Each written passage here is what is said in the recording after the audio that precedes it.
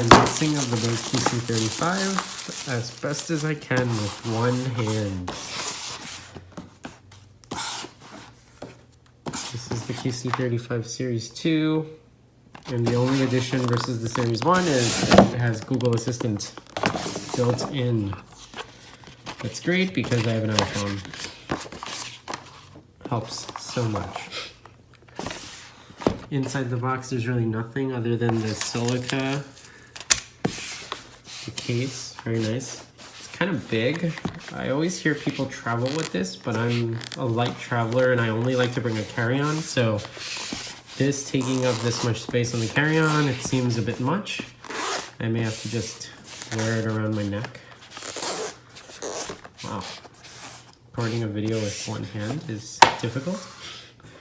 There are the headphones. I got the black, as you can obviously tell. Comes with a 3.5 millimeter cable to a, oh, it seems like a 2.5 on one side. Really small. Anyway, here are the headphones. Very nicely foldable. They're pretty, they look compact, but wow, the case is really large. And let's see how they unfold. With one hand.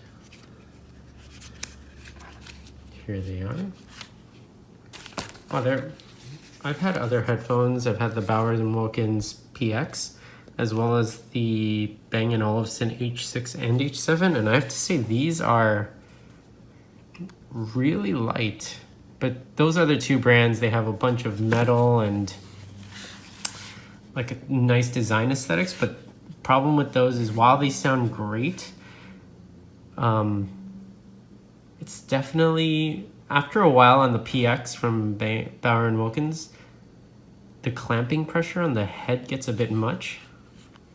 These seem really light. I'm gonna have to try these out further before I say anything, but these have got to be like at least 30 to 40% lighter than the other headphones I have, which is great. But yeah, here's my unboxing and initial impressions.